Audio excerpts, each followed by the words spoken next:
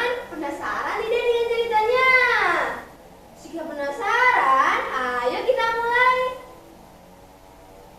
Pada zaman dahulu, hiduplah sepasang suami istri petani. Mereka tinggal di sebuah desa di dekat hutan. Mereka hidup bahagia. Sayangnya, mereka belum juga dikaruniai seorang anak pun. Setiap harinya mereka selalu berdoa pada Yang Maha Kuasa. Mereka berdoa agar segera diberi seorang anak. Ya Tuhan, berilah hamba seorang anak. Kami telah menanti-nantikan seorang anak. Jika Engkau memberi kami seorang anak, kami akan merawat anak itu dengan sepenuh hati. Suatu hari, seorang raksasa melewati tempat tinggal mereka. Tanpa sengaja, raksasa mendengar doa suami istri itu. Raksasa kemudian memberi mereka biji mentimun. Ho, ho, ho, ho, ho. Tanamlah biji ini, nanti kau akan mendapatkan seorang anak perempuan. Namun, ada syaratnya. Pada usia 17 tahun, kau harus serahkan anak itu padaku. Terima kasih, raksasa. Suami istri itu sangat berdoa seorang anak. Karena itu, tanpa berpikir panjang, mereka setuju. Sesuai perintah sang raksasa, sepasang suami istri itu lalu menanam biji-biji mentimun. Setiap harinya, mereka selalu merawat tanaman yang mulai tumbuh itu dengan sebaik mungkin. Berbulan-bulan kemudian, tumbuhlah sebuah mentimun berwarna keemasan. Buah mentimun itu semakin lama semakin besar dan berat. Ketika buah itu masak, mereka memetiknya. Dengan hati-hati, mereka memotong buah itu. Wah, betapa terkejutnya mereka. Di dalam buah itu, mereka menemukan bayi perempuan yang sangat cantik.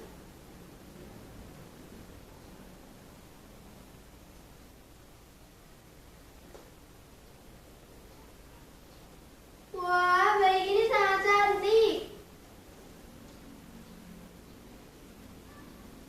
Tak lelo, lelo, lelo, ledong.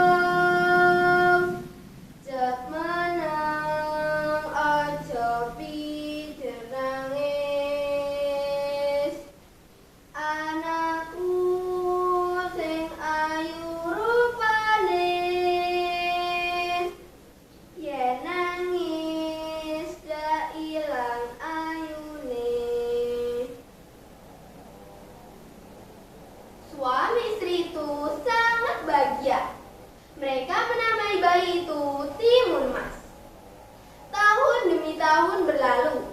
Timun Mas tumbuh menjadi gadis yang cantik. Kedua orang tuanya sangat bangga padanya. Namun mereka menjadi sangat takut. Karena pada ulang tahun Timun Mas yang ke-17 tahun, sang raksasa akan datang kembali. Raksasa itu menagih janji untuk mengambil Timun Mas. Petani itu mencoba tenang.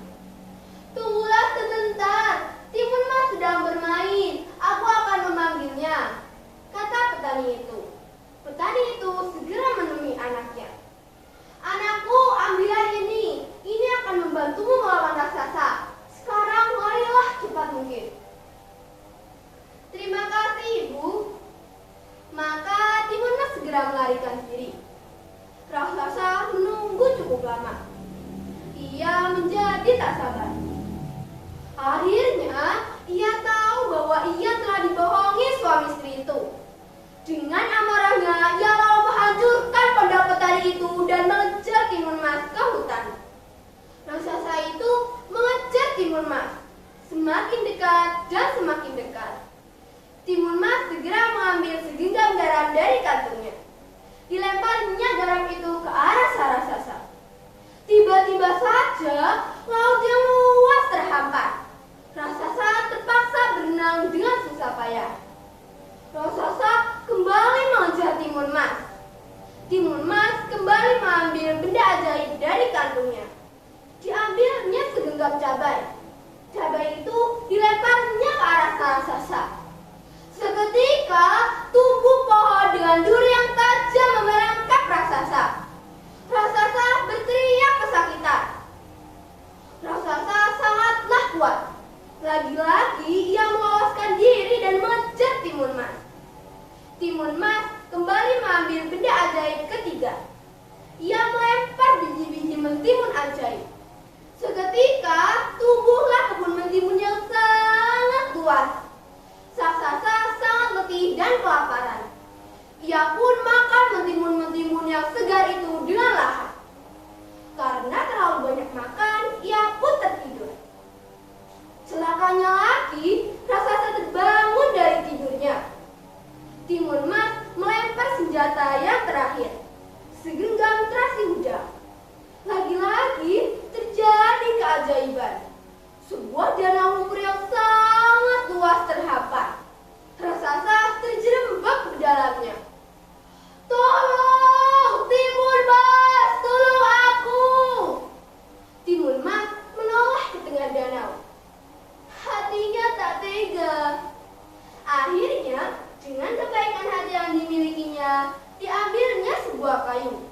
Kayu itu dijulurkan ke arah sang raksasa. Pegang kayu ini, pinta Timun Mas. Namun sang raksasa sudah terlalu panik.